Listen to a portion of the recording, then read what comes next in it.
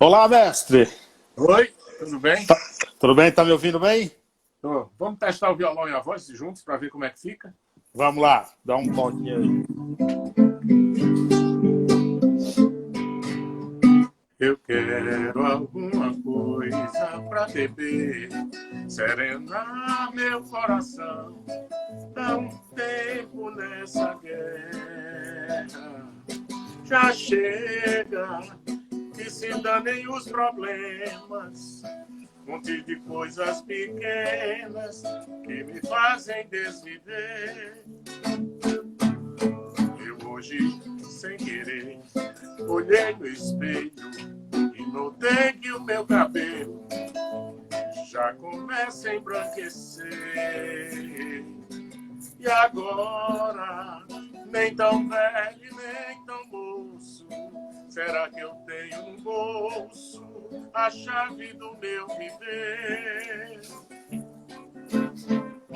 Eu hoje quero um tempo pra mim,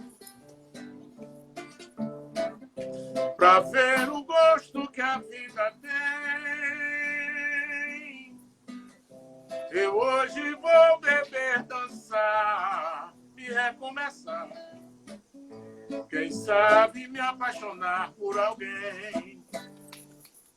Sensacional, pessoal! Sejam todos bem-vindos. Eu sou Carlos Silva, eu apresento o programa Paiaiana Conectados todos os sábados ao meio-dia na Rádio Conectados. Você acessa radioconectados.com.br.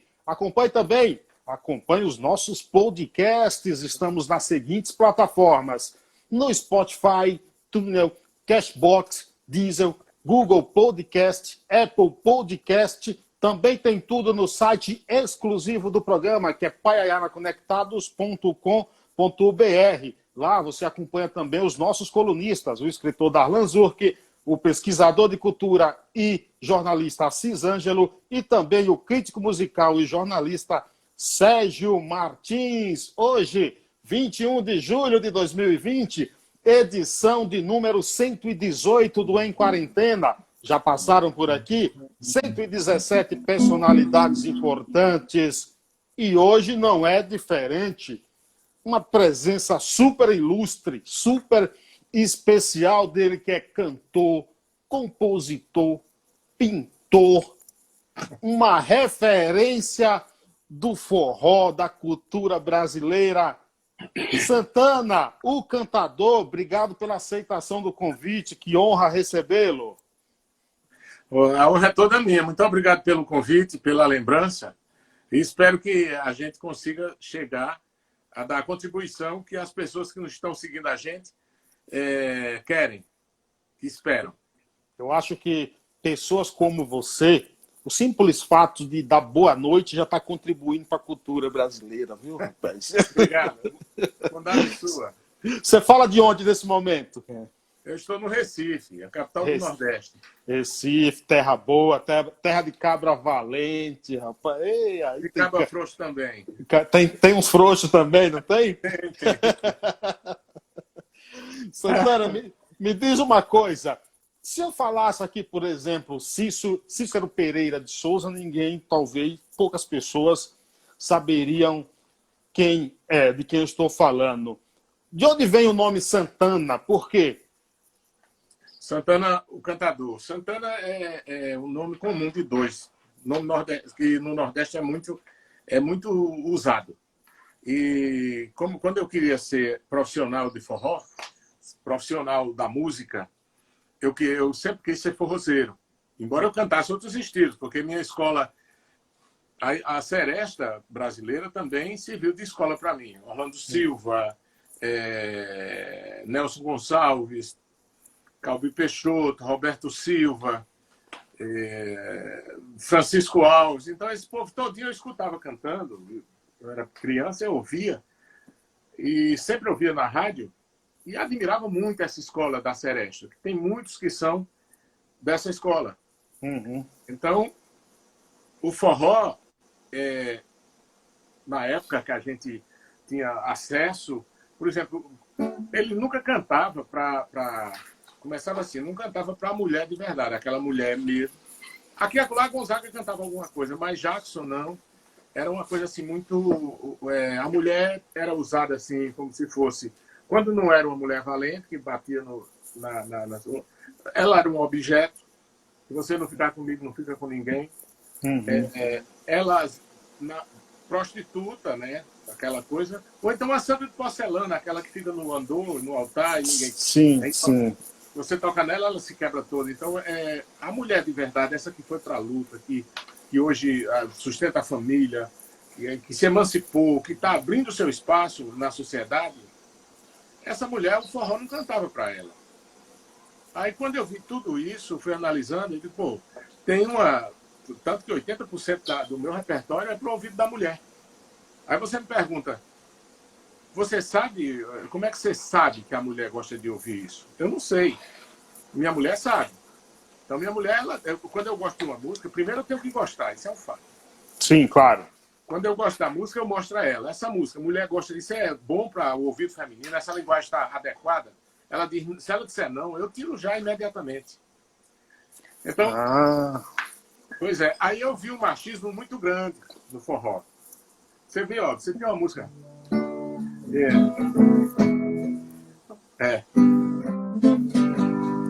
Que briga é aquela que tem a colar? É a mulher do vai o Zé do Hangar. Que briga é aquela que tem a colar? É a mulher do amigo vai o Zé do Hangar. A mulher deu no cara, o cara deu uma cantada nela, ela matou o cara de porrada. Né? Então era uma coisa assim, esquisita. Sim. Esse enfoque da mulher. Aí tem outra também, que o Jackson gravou também. Rosa, rosa, vem, ô Rosa, tô chamando por você. Eu fico lhe procurando, você faz que nem me vê. Eu vivo lhe procurando e nem sinal de você. Rosa morena, parceira, minha flor de quixabeira, não posso mais esperar. Fique sabendo, se casar com outro homem, o que uso me consome, mas eu lhe meto um punhal. Era assim, a proposta... Mas esse cantar, ele também ele era, de certa forma, meio inocente, não é, o Santana? Não era inocente, era o retrato da sociedade patriarcal, onde a mulher não tinha voz nem vez, né? Uhum. Então, tem muito, tem outra. Foi quando eu vi a dona Zezé, a mulher tiete que toca parada, de saia amarrada, fazer um forró e dizer eu brigo com cabra canalha, puxou da navalha e entrou no forró. Eu fui pra Limoeiro e gostei do forró de lá. Então era um povo valente, daquela coisa de a mulher braba e não sei o quê. Então eu precisava levar uma proposta de suavidade, de cantar o coração feminino. É daí que vem... De dizer a importância que a mulher tem. Porque até o forró mesmo, se não tiver mulher, ninguém vai. Ninguém vai. A mulher é muito importante para nós, é muito importante. Aí eu resolvi cantar para esse público. E como o nome Santana veio por inspiração, porque na minha família tem muitas Santanas. E muitos Santanos também. Mas mais mulher do que homem. Então, eu tenho uma bisavó com o nome de Santana, eu tenho uma tia-avó com o nome de Santana, tenho primas com o nome de Santana. Então, é muito comum na minha família esse nome, esse prenome Santana. E quando... Porque muita gente pensa que é sobrenome. Virou sobrenome porque eu agreguei ao nome oficial. Sim. Mas é prenome, era apelídio delas. A maioria era Ana, aí chamava Santana. Aí veio, botou o cantador, por quê? Porque o outro Santana não canta. E você dobrou o N também, né? Dobrei também, para ficar diferente. Ficar diferente do mexicano, por exemplo? Não, a diferença do mexicano é justamente o cantador, porque o mexicano não canta. Uhum. Entendi. Agora, me diz uma coisa, mestre. Você tem muita influência com o aboio também, de vaqueiro, as rezadeiras, tudo. Mas é verdade que também você ouvia Beatles na infância? Rapaz, eu ouvi muito. O rock me ajudou a fazer a minha carreira. Quanto mais eu via Bob Dylan, quanto mais eu via Rolling Stones, Beatles... É mesmo, King, cara? Caramba. Quanto mais eu via B.B. King, Janis Joplin, mais eu queria meu forró. Simples assim. Eu estava conversando com a Cisângelo, conhece a Cisângelo, não conhece? Conheço. Estava falando, e ele sempre elogia o fato até que você também tem um timbre muito parecido com Gonzaga, Aí o entendeu? pessoal tem mania de dizer isso. Não, eu acho que é um fato, viu, cara? Quando a gente ouve você cantando, vem aquela sonoridade, lembra a voz do Gonzaga, tudo ali. E aí eu te pergunto, cara, ele é o nosso maior representante, é o mestre da cultura nordestina, do baião, do forró. É Gonzaga e não existirá outro mais? Rapaz, Gonzaga era uma peça sem reposição. Eu acabei de ver agora, a Guilhermina Bezerra, minha grande amiga, está aqui acompanhando a gente. Ela é Legal. daquele grupo Master Boy, daqui do Nordeste de Caruaru, para o Sim. mundo inteiro. Master Boy. Maravilhosos. Olha, deixa eu lhe dizer uma coisa. Gonzaga foi simplesmente o maior artista brasileiro. Porque, na verdade, o Nordeste produz muita cultura popular. Ariano Suassuna dizia que pensar em cultura popular no Brasil tem que se pensar do Nordeste para o resto e não vice-versa. Por quê? Já começa pela situação geográfica. Sim. O Nordeste só faz fronteira com o Brasil e com o Oceano Atlântico. Já começa aí. O grau de brasilidade é imenso. Entendeu? Então, o Brasil nasceu aqui, embora seja digamos assim, se o Nordeste for o pai do Brasil, o Brasil é um filho ingrato. Se o Nordeste, digamos que seja o pai, é um pai ingrato. Porque quem mais consome do Sudeste, de São Paulo, é a região Nordeste. É o melhor cliente, é o cliente mais maltratado que tem. Luiz Gonzaga influenciou todos os artistas da MPB. Sim. Mas você já ouviu falar em algum lugar que Luiz Gonzaga é MPB? O preconceito é muito grande, isso é só a ponta do iceberg, meu compadre. E agora eu te pergunto uma coisa, então. Nós temos no Nordeste, eu sou baiano, vivo em São Paulo, mas sou baiano. Né? Qual a cidade? Eu sou de um povoado, cara, chamado Paiaiá, município de Nova Açores, a 225 quilômetros de Salvador. Nesse povoado, que tem apenas 600 moradores, nós temos lá a maior biblioteca comunitária do mundo, com 130 mil livros. Seguindo a premissa de Castro Alves, livros à mancheia. Isso, exato. Inclusive o criador da biblioteca te conhece pessoalmente, Geraldo Moreira Prado. Falei com ele hoje, entendeu? Mandou até um abraço. E aí, o que eu ia falando? O Nordeste tem grandes artistas em todas as áreas. Você acha que o nordestino, quando ele está fora da sua região, ele sofre com um certo complexo de inferioridade, uma baixa autoestima? Vamos por partes, como diz Jacques Estripador, né? Uhum. No Brasil, existem duas nações, que é a nação gaúcha e a nação nordestina. O restante é povo. Repare bem, nação é uma coisa invisível, é abstrata. Você não pode pegar nela, é ela que lhe pega. Quando o nordestino sai subjugado daqui e vai para outra região, e não Nordeste, ele já sai daqui com a autoestima em baixa. Aí vai se humilhar em outra região. Olha, se você escutar A Triste Partida, ele diz assim: se alguma notícia das bandas do Norte tem ele por sorte o gosto de ouvir, lhe bate no peito saudades de moio e as águas do zóio começam a cair. Do mundo afastado, livre e preso, sofrendo desprezo, devendo ao patrão. O tempo rolando vai dia e vem dia, e aquela família não volta mais não. Distante da terra, tão seca mais boa, exposto a garoa, a lama e o paú. Faz pena o nortista tão forte e tão bravo viver como escravo no norte e no sul. Olha, eu vou dizer um negócio seguinte. Se você for medir, ele está com a autoestima em baixa, vai para uma região hostil, muitos não conseguem mais voltar, viram suco, e até pelo sotaque ele é discriminado. Sim. Certo?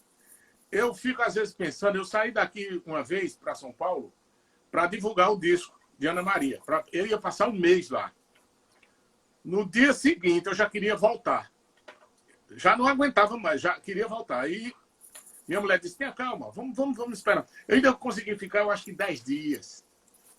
Eu podia voltar na hora que eu quisesse. Eu sofri. Imagina quem não tinha Como voltar, sim. como voltar. Então você começa a medir a situação, o emocional dessas pessoas que saem para sobreviver. Porque não encontram capacitação, ocupação aqui e vão para lá. Claro. São Paulo pega uma mão de obra barata, tá? Produz e vende caro para a gente. Entendeu? Porque a gente fica obrigado a comprar São Paulo. Existe até a ideia de fazer... Se fizer um Merconorte, São Paulo quebra. Se o Nordeste deixar de consumir de São Paulo quebra. Sim, São coisas... Não é coisa de utopia, não. Isso é tecnicamente provado. Uma música que representa muito bem isso, eu acho, é Cidadão, que é do Lúcio Barbosa. Grande música. Eu acho que é o retrato disso. Aí tá vendo aquele edifício, moço? Eu ajudei a construir, entendeu? Então, eu acho sensacional isso aí. E não sei se tu já notasse que a mídia brasileira, sempre que mostra o Nordeste com mais ênfase, é justamente mostrando a pobreza da gente. Mas o lado potencial mesmo, que a gente sobrevive aqui. Eu, meu pai, meu avô, meu bisavô, até Leonel, que foi o primeiro Alencar que chegou no Brasil, todos sobreviveram. Muita gente saiu, foi para outras regiões, até porque às vezes acontece, teve aquela hecatombe do Exu que botou muita gente para fora.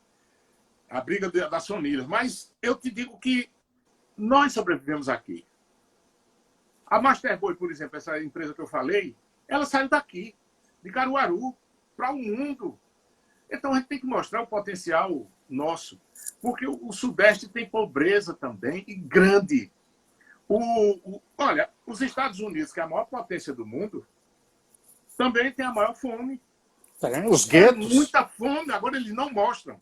Os guetos lá. Coisa da altivez, sim, né? sim. Os guetos. E assim, tem outra coisa também, viu, Santo? O brasileiro tem uma velha mania de ir para os Estados Unidos, passa uma semana lá, compra uma camisa I Love New York, põe no peito e fica endeusando o americano que trata o resto do mundo como sub-gente, como sub-pessoas, cara.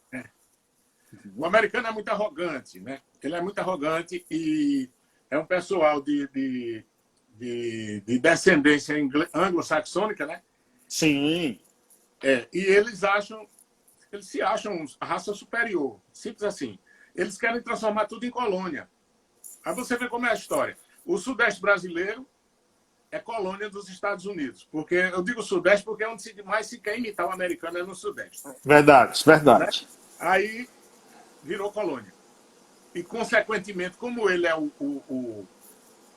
digamos assim, o potencial em termos de economia, o resto do Brasil também virou uma colônia dos Estados Unidos. Aí o Sudeste vai e transforma o Nordeste em colônia. O Nordeste não... olha, o que a gente não quer tomar lugar de ninguém, a gente quer o nosso espaço. O Nordeste ele tem muito que dar a produzir, basta que haja investimento. Outra coisa, eu não posso simplesmente culpabilizar o Sudeste, porque eles estão fazendo a deles. O problema é o seguinte, é quando você se transforma numa colônia dentro do seu próprio país, é muito difícil sair do jogo, faz 500 anos. Pernambuco já tentou sair do jogo várias vezes e foi punido. 1817 foi a primeira Revolução Republicana, foi aqui em Pernambuco. Era para se separar. Não deu certo. Perdeu. Veio a Confederação do Equador. 1824. Novamente, os revolucionários, os insurretos, foram todos a maioria foi executado. Não houve julgamento, não. Foi a coisa da execução sumária mesmo. O julgamento era uma coisa para pro forma, né? Então, o que acontece? O Rio Grande do Sul já quis também. Foi a terceiro grito de separação, de Revolução Republicana. Foi o Rio Grande do Sul. Então, são as duas nações, exatamente as duas nações, que quiseram sair do jugo. Ó, você tira pelo futebol. O Rio Grande do Sul tem 2 times campeões do mundo. Veja qual é a atenção que a mídia do Sudeste dá aos times do Rio Grande do Sul. Pronto, você tem por aí. Era só saber do Flamengo. O Flamengo foi campeão sem jogar com os times da Argentina. Foi campeão mundial sem jogar com os times da Argentina. Aí é fácil. Flamengo e Corinthians. Fizeram, torceram tanto para o Corinthians ganhar um título mundial, que era pra, aí ganhou contra o Chelsea lá, entendeu? Porque eu acho que a própria imprensa se mordia porque o Corinthians não tinha esse título. Entendeu? Não tem, eu entrevistei o Bobô, por exemplo, recentemente aqui, jogador do Bahia, a gente falou disso, porque os times... Bahia foi campeão brasileiro 2 vezes já, mas não tem o tratamento, por exemplo, que os outros times têm. Santos, Palmeiras, São Paulo... pode não ter a mesma estrutura financeira, mas tem 2 títulos importantes e não tem o tratamento que time que já ganhou título importante tem em outras regiões do país. Eu acho que quem faz televisão para o Brasil tem que ter um pouco mais de consciência e de equação no tratamento. Claro. Porque, na verdade, a gente vê mesmo que é só o eixo, São Paulo-Rio, São Paulo-Rio. E Minas, quando entra. É isso aí, esse triângulozinho. O resto é detalhe. Só detalhe. O resto é detalhe. E o que é que você poderia cantar pra gente, para endossar o nosso papo aqui? É só uma brincadeira. Com o esporte eternamente estarei, pois rubro-negras são as cores que abracei. E o abraço de tão forte não tem separação. Pra mim, o meu esporte é religião. Na vida a gente luta pra vencer. Esporte, esporte, uma razão para viver. Eu cheguei na Bahia, eu estava em Salvador, aí tava o Vitória estava jogando com outro time lá, eu não me lembro qual era o time. Aí eu parei, era um restaurante, eu vim até com o Yuri, que é da Rede Globo, amigo nosso, e minha mulher. A gente tinha os 3, a gente tinha acabado de jantar, aí vim andando para deixar o Yuri no hotel. Aí quando eu passei, tinha uma senhora sentada assistindo o jogo do Vitória, né? Esporte Clube Vitória. Aí eu disse, olha aí, a senhora torce pelo Vitória? Sou Vitória, sim. E depois, olha, coincidência, eu sou esporte. Ela disse, mas o leão de vocês é mais bravo do que o nosso. Tanto que já tiraram o título do esporte, né?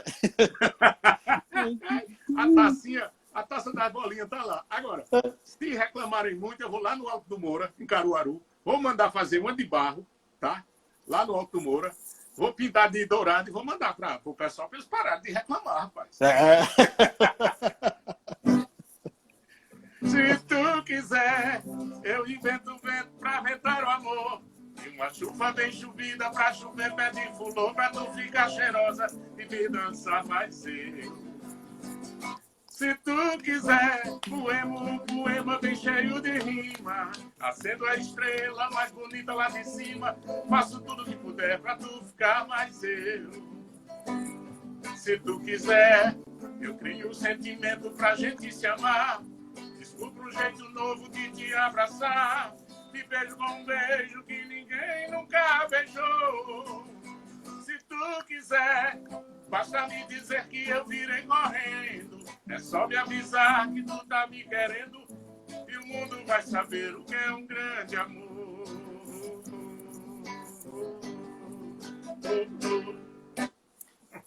O pessoal tá pedindo para você cantar e falar um pouco de Pinto do Acordeão. Foi embora hoje, né? Foi embora hoje. Como diz assim, partiu, como diz Boldrin, partiu fora do combinado. Pinto era o tipo do artista completo. Além de ter uma bela voz, afinado, tocava um instrumento, era muito bom sanfoneiro, era um humorista maravilhoso, um compositor de mão cheia. Vê só o que ele fez. Viu? Aquele pé de serra chora de recordação. Asa branca resiste no galho cantando triste a falta do Gonzagão. Eterno seu reinado ao povo com amor. E onde foi sepultado para sempre ser lembrado, vai brotar um pé de flor. Aí você vê o cara que faz uma coisa dessa, uma pérola dessa, em homenagem a Luiz Gonzaga, é incrível. Outra dele. Velho, que saudade de você. Meu pé de serra. Peguei algo.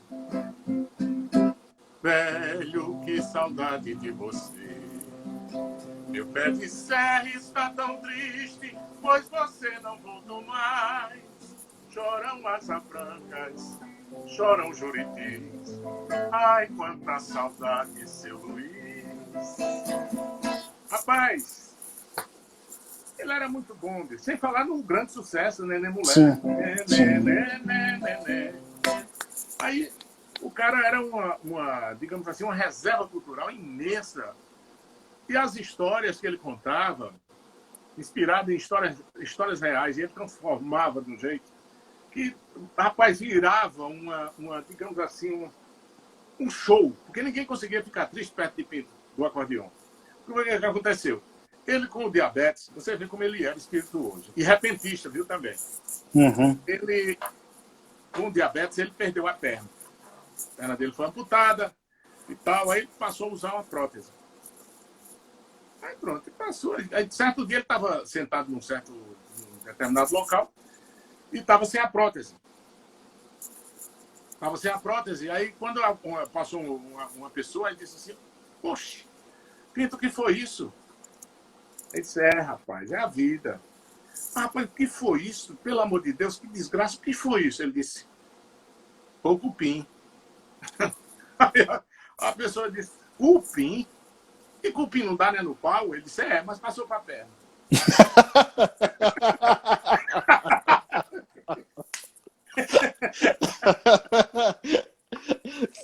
Sensacional. Rapaz, ele cantava cada história. Olha, ele disse que morreu, quando ele era rapazote, morreu um amigo dele lá, um cachaceiro. E ele, o cachaceiro muito pobrezinho, aí ele se juntou com a curriola toda e foi lá para fazer... visitar a viúva, ver o velório do defunto e tal. Aí disse que quando chegou lá, tava todo mundo liso, tempo de estudante, né? Todo mundo liso. Aí ele disse que chegou lá, a casinha muito pobre. Aí um olhou para a cara do outro assim, aí disse, aí Pinto olhou para o pessoal e disse, bicho, a gente é amigo nosso, o cara morreu, a gente vai ter que beber o defunto, porque tem isso, né? Beber o defunto. Tem, isso Vamos beber o defunto, rapaz? Aí disse, vamos beber o defunto? Ô, dona, perguntou a viúva, a senhora tem uma cachaçinha aí pra gente beber o defunto? Ela disse, não tenho não. Aí um olhou pra cara do outro assim e disse, vamos fazer uma vaquinha aqui, bora. Tu tem quanto? Aí o cara deu 2, o outro deu R$1, o outro. Aí foi juntando assim. Daqui a pouco a dona da casa viu o movimento, aí foi lá dentro, pegou uma notinha, acho que R$2 por aí. Aí só a minha contribuição. Aqui minha contribuição para ajudar da vaquinha. Aí Pinto disse, a senhora não precisa entrar na vaquinha não, a senhora já está entrando com um defunto.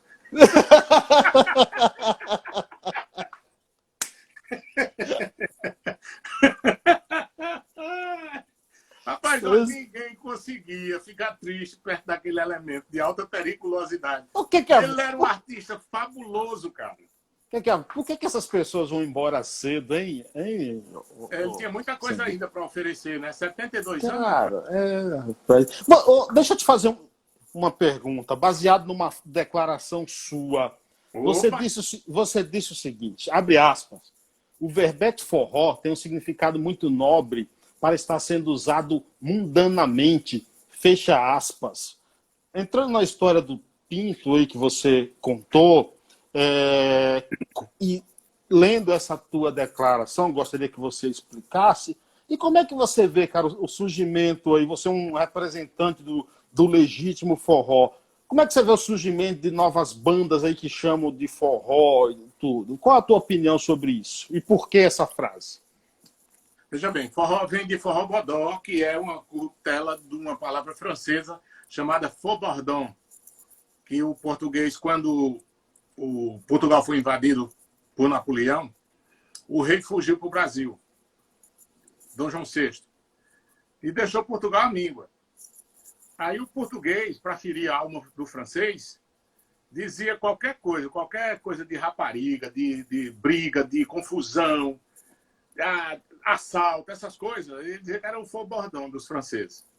Porque o faux-bordon é uma festa rica, uma festa sublime, nobre. Sim. Os franceses têm o faux-bordon como uma coisa magnífica.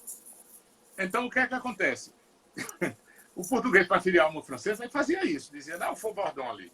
Aí faux-bordon, forbodão, farbordão, farbodó e, por último, forrobodó. Essa é a origem do verbete, e não de forró. Existe uma verossimilhança do forró, que é a palavra inglesa para todos, que realmente houve um galpão, um espaço onde a Great Western, que era uma empresa inglesa, que estava implantando a ferrovia no Brasil no tempo do imperador, Dom Pedro II. E realmente eles fizeram um espaço, botaram o forró e lá se dançou. Se dançou o samba de latada, que é o ritmo antigo, é o mais antigo nosso. Até mais antigo do que o baião, enquanto estilo musical. Sim. O Luiz Gonzaga era criador de ritmos. Criou o chachado, criou a marchinha junina. E, em 1950, ele inventou um ritmo novo, que é justamente a junção de uma célula do chorinho com a célula do baião. Misturou os dois, porque o chorinho tem duas síncopes, né? Ah, quem me der o meu chorinho. Tem duas síncopes. O forró só tem uma. Então, essa criação do Luiz Gonzaga. Aí ele pegou e batizou de forró.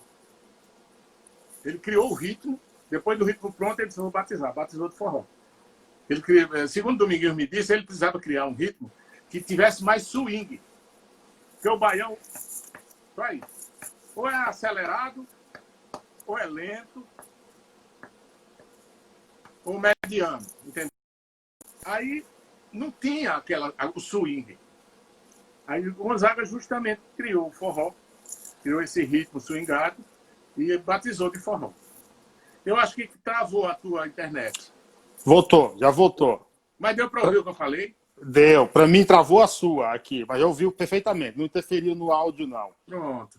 E aí, Então, o que é que acontece? Quando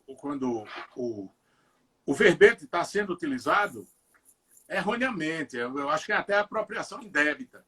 Porque se for partir para dizer o que é forró mesmo, quem me ensinou isso foi Gonzaga. Se ele é o criador do forró, é o criador do baião, eu acho que ninguém mais ilibado do que ele para dizer o que realmente é forró. óbvio, claro. Entendeu? E o ritmo a gente conhece pela batida. É pela batida que a gente conhece o ritmo. É simples assim. Teve alguém que falou aqui, aula fantástica, e falou também, ô homem sabido da peste esse, viu? E aí, aproveitando essa mensagem de alguém que passou aqui nos comentários, tem uma pergunta aqui de um amigo, ele é bacharel em Direito, um estudioso também, Pedro Cardoso, ele diz o seguinte, como é que você vê a possibilidade para que toda cidade e todas as escolas, por exemplo, tenham escola de música, percussão, por exemplo, assim como tem igreja aí? Como é que você olha isso? Eu acho que é preciso uma revolução pedagógica no Brasil. Porque o povo brasileiro é muito artístico. O pessoal é muito... Outra coisa, o nordestino, quando o Daniel Goleman descobriu a inteligência emocional, como é o nome do bacharel? Pedro, é? Pedro Cardoso. Pedro Cardoso, não fique com raiva não, mas eu vou dizer um acontecimento nos cantadores. Tem dois cantadores de viola, um deles era Lorival Batista. Aí disse que o outro cantador disse você é mesmo um matuto, mas eu sou um bacharel. Uhum. Aí o cara terminou o verso dizendo isso. Aí Lorival Batista disse, realmente eu sou matuto e você é um bacharel. Você com o anel no dedo, meu dedo no seu anel. Aí eu tinha um programa de, eu tinha um programa de televisão chamado Sala de Reboco, e tinha um amigo nosso que sempre ia assistir às gravações, e ele era bacharel. Quando eu contei isso, ele olhou para mim e disse: nunca mais eu digo que sou bacharel. Olha, precisa haver uma revolução pedagógica no Brasil, porque, principalmente no Nordeste, os nossos heróis são de carne e osso. Não é herói de quadrinho, não, sabe, inventado. Não, não. São de carne e osso. Eles já nascem com a adversidade batendo na porta. Entendeu? É aquela coisa de matar um leão todo dia. Exatamente. Né? Aí, o que é que acontece? Quando houve... Eu falo muito do Nordeste, porque é minha nação, minha terra. Nossa, é nossa. É um povo Não é sua só, não, tá? Não queira para você só o Nordeste. Tá pensando o quê, rapaz? Aí, quando Daniel Goleman, aquele judeu americano, descobriu a inteligência emocional, que explicou tudo no livro, eu digo, oxe, isso é inteligência emocional. Pois o povo daqui já faz isso, ó.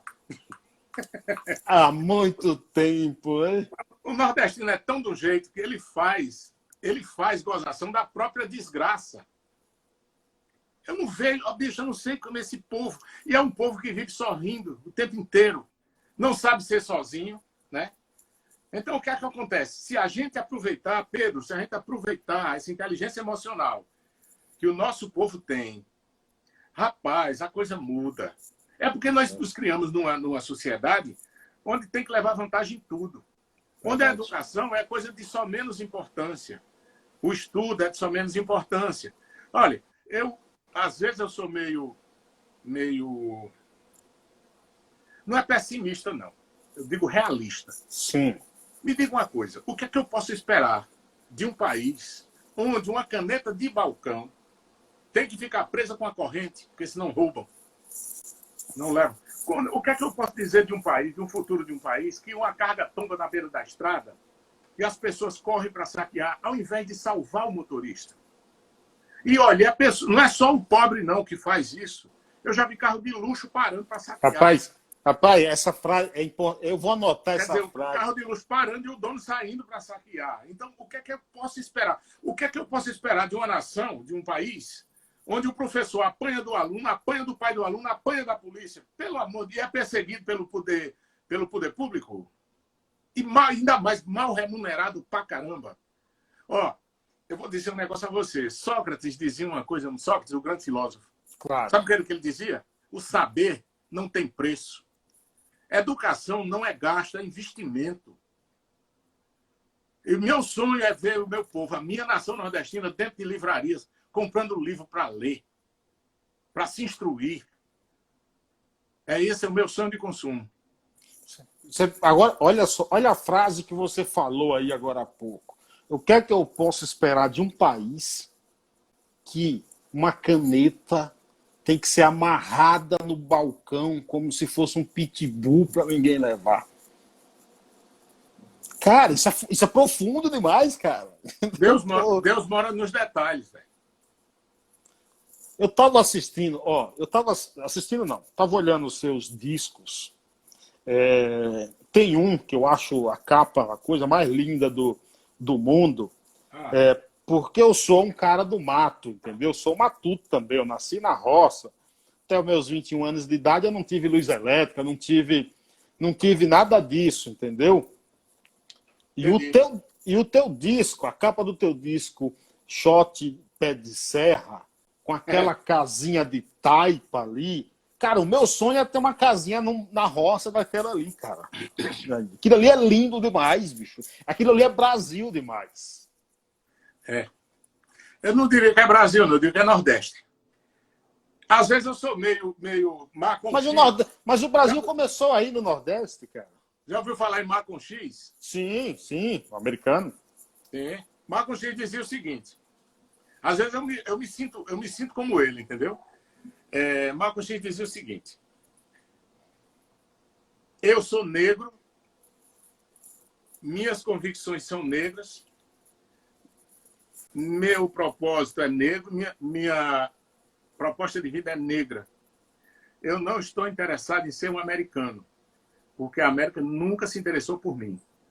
Às vezes eu digo, eu sou nordestino, meu pensamento é nordestino, minhas convicções são nordestinas, minha proposta de vida é nordestina. Eu não estou interessado em ser brasileiro, porque o Brasil nunca se interessou por minha gente.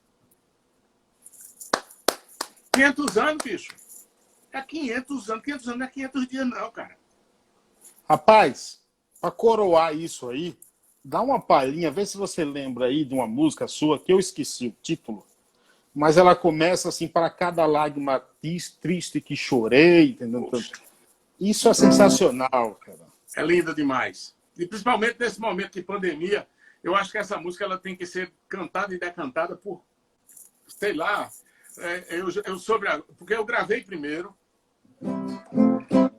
batizei a música, 10 poemas diferentes, a música é de Marrom Brasileiro. Aí, depois de mim, gravou Margareth Menezes.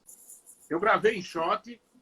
Margareth gravou em reggae.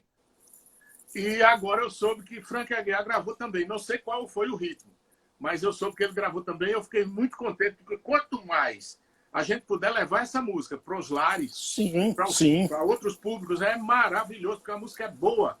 Ela diz É assim, linda.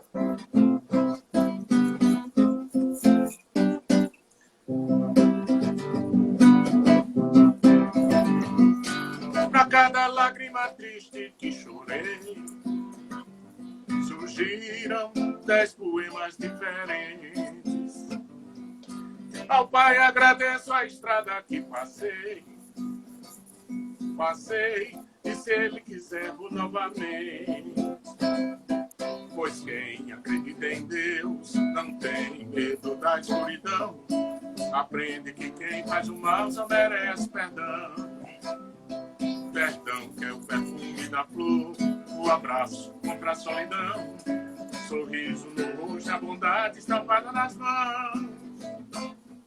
Pra cada mentira que um dia suportei, em mim uma verdade falava docemente, que o bem não estava nas sobras que eu dei. O pobre é aquele que ajuda indiferente. Pergunte pro seu coração se fez pensando em receber, se a gente pode ser feliz vendo o outro sofrer. Pergunte pro seu coração se foi certo o passo que deu, porque se a gente melhorar, vence você e eu. O amor é bênção que vem de Deus, há quem diga é só meu. O amor é de quem quiser, quem quiser. O amor é a chave de uma razão. O amor é a solução para tudo que a gente quer. Eu fiz ela em forró porque ela fica mais rápida, a gente ganha mais tempo. Mas ela é uma beleza, cara. Nossa, Ela é uma beleza. E ela é reflexiva também, né? Entendeu? Então, eu acho que é muito importante as pessoas ouvirem música. Ah, não sujem Santana mais, não. Ouça, que coisa maravilhosa, que coisa maravilhosa. Santana, quando é que você começa a usar esses trajes, chapéuzinho de couro, jaleco, sandália? Família, né? Família do meu pai, principalmente o ramo Alencar, e tanto o Alencar como os Feitosa também, que é da família dele, eram muito ligados ao gado, ao couro, criavam gado, essa coisa toda. Então vem de Leonel Alencar, que foi o primeiro Alencar que chegou no Brasil. Eu sou descendente dele, acho que é a 8ª geração dele, ou é a 8ª geração. Eles trabalhavam sempre com o gado. Meu pai seguiu essa carreira, mas eu não. Eu preferi... diz que do boi só se perde o berro, né? Eu vivo do berro. Então é muito comum isso aqui. Tem até uma música de Janduí Finizola que eu gravei. Debaixo do chapéu de couro moro eu, mora meu pai, mora a família toda. Então, isso é uma realidade. É o simbolismo também, né? Isso aqui, ó, é uma das maiores heranças hebraicas que nós temos. Olha a estrela de 6, a estrela da bandeira de Israel, os arabescos, os peiotes ficaram aqui, que é aqueles cachinhos que eles usam nas têmporas. Eles codificaram a quipá judaica nesse chapéu, porque eles não podiam usar a quipá normal, que a Inquisição perseguia. Então, Sim. esse chapéuzinho é, para mim, a herança mais forte da colonização judaica no Nordeste. Então, como disse o Dr. Cohen, do Apvida, depois da pesquisa que ele fez, 97% do povo nordestino tem DNA judaico. Então, está aqui. Se você tirar tudo do chapéu, fica só isso aqui, é o solidel. Pode reparar. Os arabescos, solidel sefaradita. Sefarad é a Espanha, né? Em hebraico. Está aqui. E as estrelas, ó. Então é muito forte isso aqui. Olha, o Astrogiro diz aqui que o sonho dele, na festa de 50 anos, daqui a 3 meses, é você fazer parte da festa dele, tá vendo? Se Deus quiser, Astrogiro, se Deus quiser. Santana, você é considerado assim, essa referência, tudo. Como é que você vê esse carinho do público? Como é que você enxerga? Eu li alguma coisa sobre você, falando da sua simplicidade, do seu jeito original de ser. Inclusive, por exemplo, você é apaixonado por carro, por automobilismo, né? Poderia até ser um piloto de Fórmula 1. Não. Deve estar vendo algum engano. Deve estar vendo engano. Não sou não. Eu tenho carro para utilizar porque eu trabalho. Sim. E tudo mais. Mas, na verdade, eu sou apaixonado por motocicleta. Ah, motocicleta? E qual foi a situação que você esqueceu um celular no carro e o menino voltou e o menino estava lá? Ah, esse Fusca é seu? Não sei dessa história. Não sabe, não? Não. Peraí. Eu tinha um PT Cruiser. Ah. Aquele que é a união do retrô com o moderno. Sim. Aí, foi lá em São Bento, lá em Alagoas. A gente estava na praia. Aí quando eu deixei o carro, eu botei o carro no estacionamento, sempre que aquele moleque dizendo, não, quando é que o senhor me dá para ficar olhando? Sim. Aí, quando eu saí do carro e tudo mais, aí um garoto chegou e disse, esse Fusquinha aí é do senhor.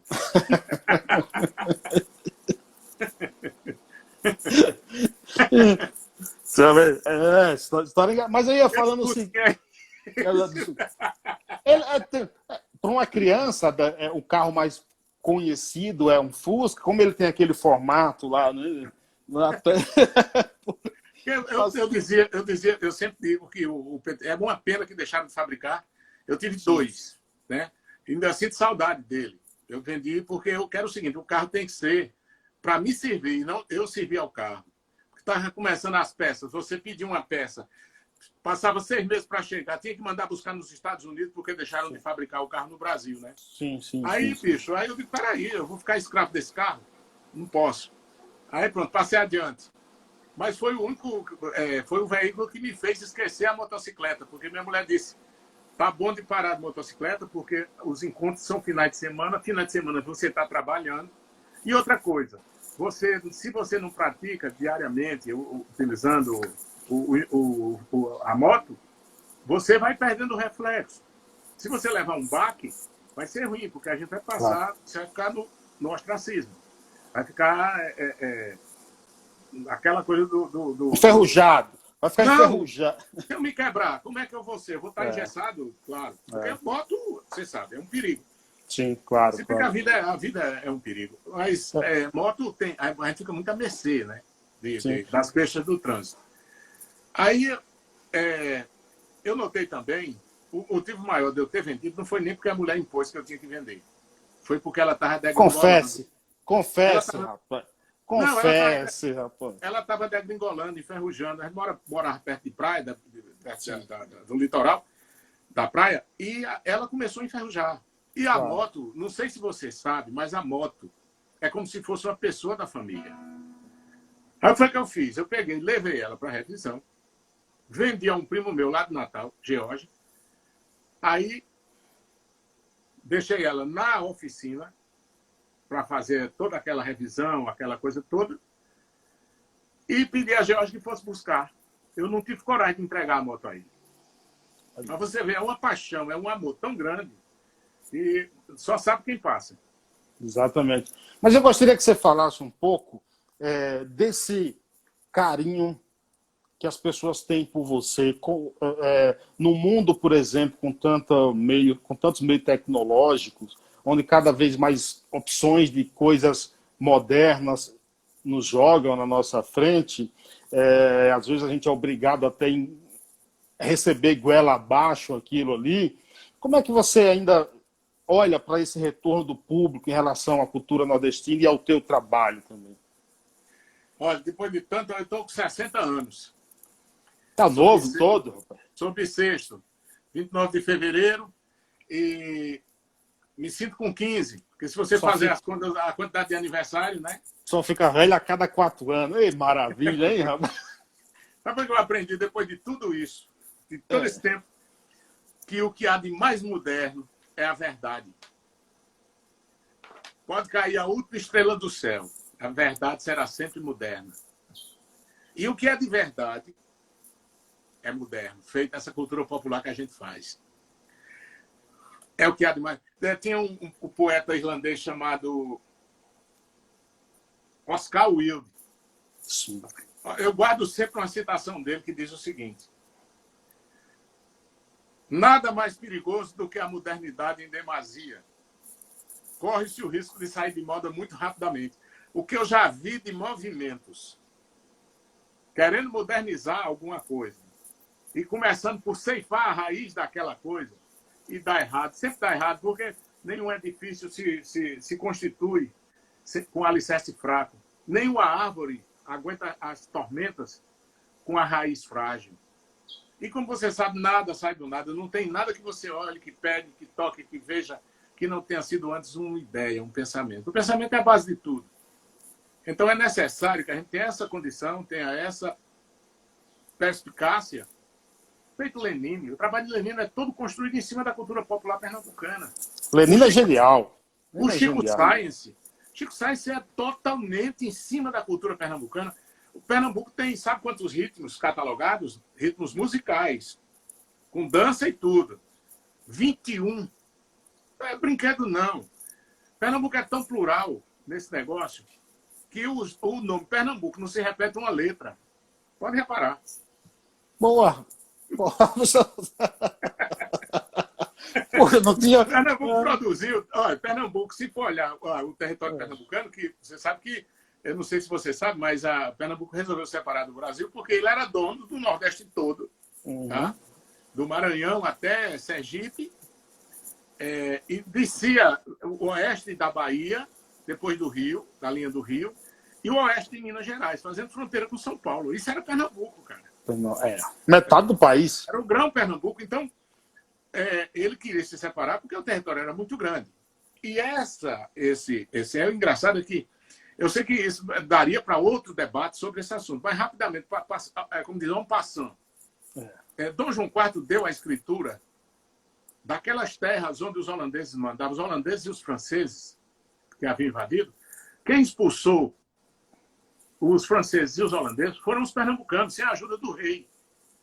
Aí, em contrapartida, Dom João IV deu a escritura e essas terras são pernambucanas.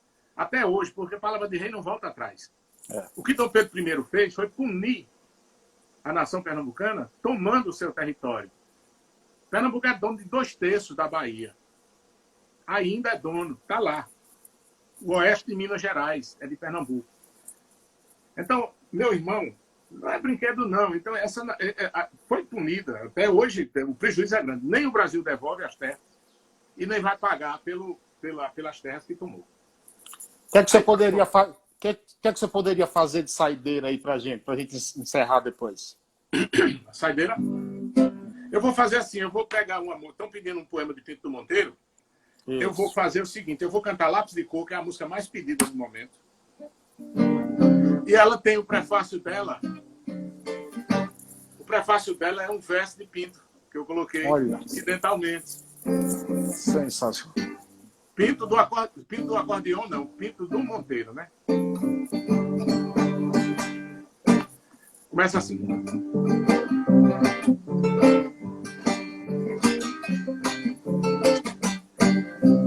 O poeta Pinto do Monteiro disse: essa palavra saudade conheço desde criança. Saudade de amor ausente, não é saudade, é lembrança. Saudade só é saudade quando morre a esperança. Oi! A saudade faz parte de quem já amou, de quem ficou sozinho, de quem chorou baixinho, sem chamar atenção. A saudade varreu tantos sonhos, deixou vazios tantos ninhos, e colocou mais espinhos que flores na porta do meu coração. Quero sentir saudade de quem me fez bem, esquecer que não trouxe-me nada de bom. Não traz felicidade lembrar de alguém que não soube se dar. Vou querer quem não tem, não me chame de amor e com sopro de anjo me faça dormir. Se acaso algum dia eu cismar de partir, me peça pra ficar. De sua, se até mesmo a lua se faz mais bonita por conta do amor, e é só você chegar pra vida ficar bela. Uma linda aquarela estampada e pintada com lápis de cor, posso até suportar saudade sua, se até mesmo a lua se faz mais bonita por conta do amor, e é só você chegar pra vida ficar bela. Uma linda aquarela estampada e pintada com lápis de cor. Foi um prazer imenso estar com vocês. Obrigado a todos eles que nos seguiram. Obrigado pela oportunidade de estar no Paiaiá. Com vocês, meu irmão. Santanacantador.com.br, Santana com 2 N's, santanacantador.com.br é o site desse mestre. Santana, sinto-me honrado em conversar contigo, em ter aprendido aqui contigo nesse bate-papo. Muito obrigado, viu? Nós nos aprendemos. Satisfação. Gente, obrigado a todos também. Até uma próxima. Amanhã esse vídeo estará no YouTube. Um abraço. Tchau, tchau, gente. Valeu, Santana.